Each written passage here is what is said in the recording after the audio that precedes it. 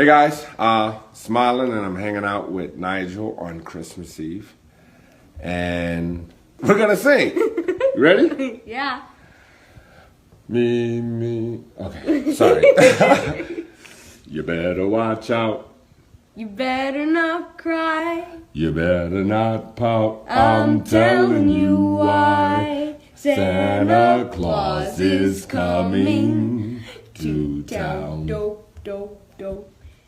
He's making a list and checking it twice. He's gonna find out who's naughty or nice.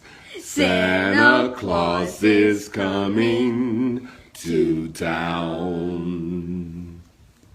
A social media star who murdered his family in 2017 will die for his crimes. Anthony Milan Ross sentenced to death in Maricopa County Superior Court this morning. But the question is, when will justice be served here?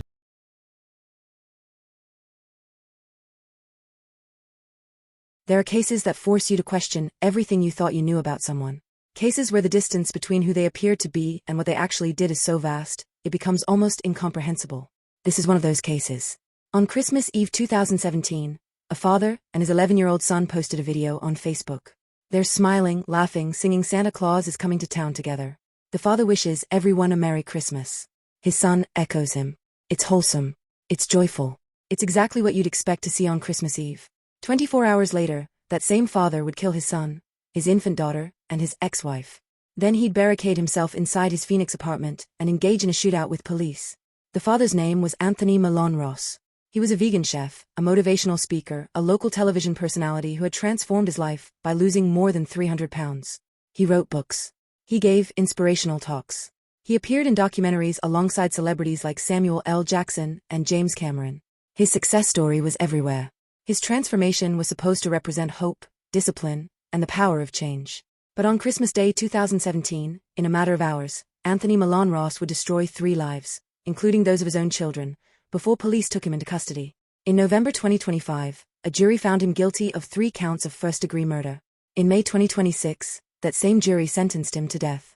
I'm here to walk you through what happened, not to sensationalize it, but to document it. Because this is what actually occurred. And sometimes the truth is darker than anything we could imagine. Welcome to Beyond Guilty.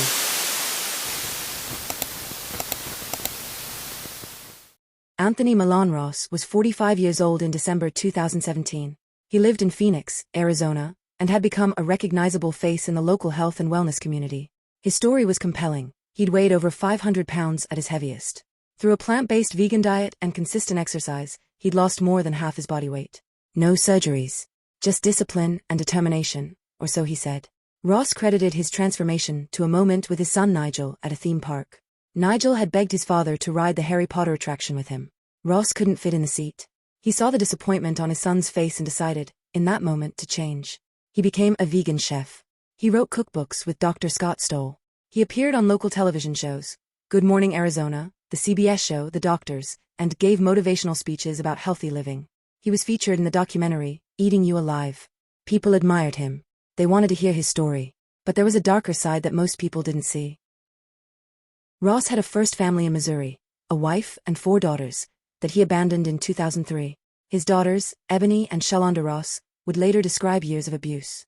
They said he withheld food from them, confined them to their rooms, and physically assaulted them. One daughter recalled being kept home from school until bruises faded.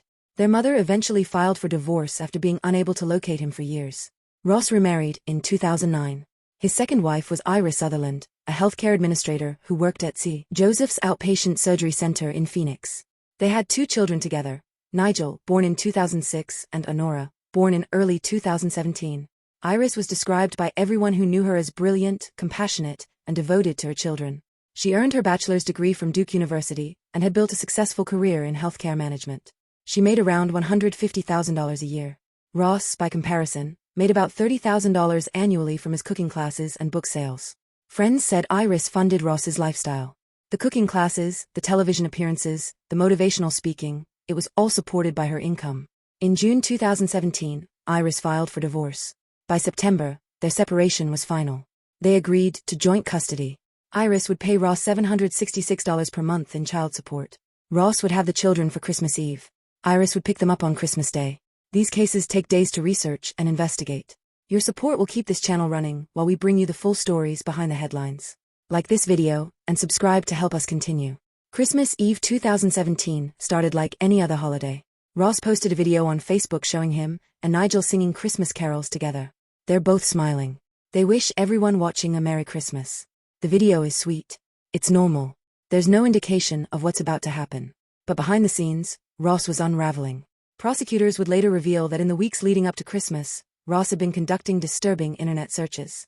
He researched firearms and silencers. He looked up battery acid, sulfuric acid, and skin-melting acid. He searched for news stories about families killed on Christmas Day. He told acquaintances to expect something big on Christmas. Iris's sister, Mary Wogas, said Ross had been acting erratically after the divorce. One minute he'd be calling Iris a whore. The next minute he'd be professing his love and begging her to take him back. He claimed he was working with a voodoo priest in New Orleans to put a hex on her. Wogas described him as off his rocker with very dark intentions. On Christmas Day, Iris went to Ross's apartment to pick up Nigel and Honora, as agreed in their divorce settlement. Ross met her in the parking lot. They talked. She told him she wouldn't take him back. That's when Ross pulled out a gun. Witnesses in the parking lot watched as Ross shot Iris multiple times as she tried to run away. She fell to the ground. He shot her several more times. Then Ross went through her pockets, searching for something. Witnesses approached and asked if she was okay. Ross pointed his gun at them and said, "No." They ran. Ross went back into his apartment. Witnesses heard 2 or 3 more gunshots from inside. Police arrived just before 4 o'clock in the afternoon. They found Iris's body on the front patio of the apartment complex. She'd been shot multiple times. She was 38 years old. Inside the apartment, Ross barricaded himself with Nigel and Honora. Negotiators tried to communicate with him. Ross told them he'd killed the children. Then he changed his story and said they were still alive. He threatened to kill them if police didn't leave. Negotiators kept talking to him, hoping at least one child might still be alive. Around 2:50 p.m. that day, Ross sent a text message to Mary Wogas, Iris's sister. The first message said, "I just killed Iris and the kids." The second message said, "With a gun." Hours passed.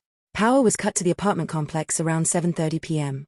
Residents near Ross's apartment were evacuated.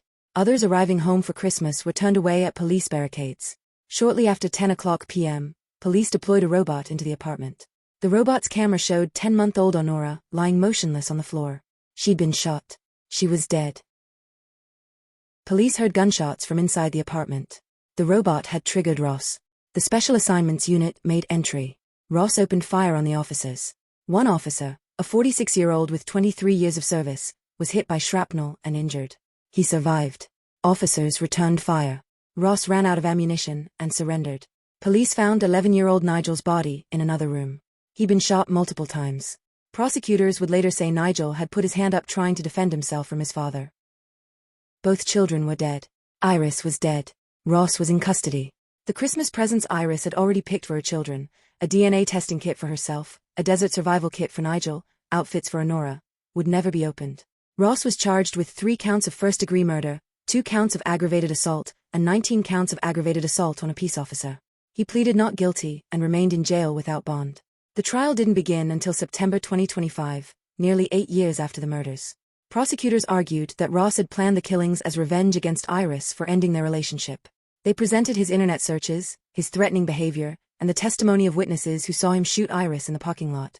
Defense attorneys argued Ross was suffering from severe depression, bipolar disorder, sleep deprivation, and impaired emotional regulation. They said he'd been drinking heavily on Christmas Day and that the killings weren't premeditated. They asked the jury to show mercy. But the evidence was overwhelming. The Christmas Eve video with Nigel. The text messages to Iris's sister. The witnesses who watched him kill Iris. The 6-hour standoff. The bodies of 2 children inside the apartment. In November 2025, the jury found Ross guilty on all counts. The penalty phase began. Prosecutors asked for the death penalty, arguing Ross's crimes met the statutory requirements: multiple victims, including young children, and a deliberate, premeditated plan. Defense attorneys urged jurors to consider mitigating factors: Ross's mental health struggles, his history of trauma, his sleep deprivation. The jury deliberated for 2 days. On May 7, 2026, they returned with their verdict. Ross should be executed on all 3 counts of first-degree murder. As the verdict was read, some jurors cried. People in the gallery cried. Iris's sister, Laura Sutherland, spoke outside the courtroom afterward. She remembered Iris as caring, Nigel as a talented dancer and artist, and Honora as a baby who never got the chance to discover her gifts. She said the hardest part of the trial was listening to Ross's defense team ask for mercy and sympathy. In court he had been asking for mercy and sympathy, Sutherland said, but there was no sympathy and no mercy for Iris and her children. On Christmas Eve 2017, Anthony Milan Ross posted a video of himself singing with his 11-year-old son. 24 hours later, he killed that same boy, along with his infant daughter and his ex-wife. Ross presented himself to the world as a man who had transformed his life, someone who had overcome obesity, found discipline, and become an inspiration. But his transformation was a facade. Behind it was a man with a history of abandonment, abuse, and violence. Nigel never got to grow up. Honora never got to take her first steps or say her first words. Iris never got to see her children reach adulthood. Ross is on death row now, awaiting execution. An automatic appeals process will follow. But for the family Iris left behind, no sentence will ever be enough. This is Beyond Guilty. Please subscribe.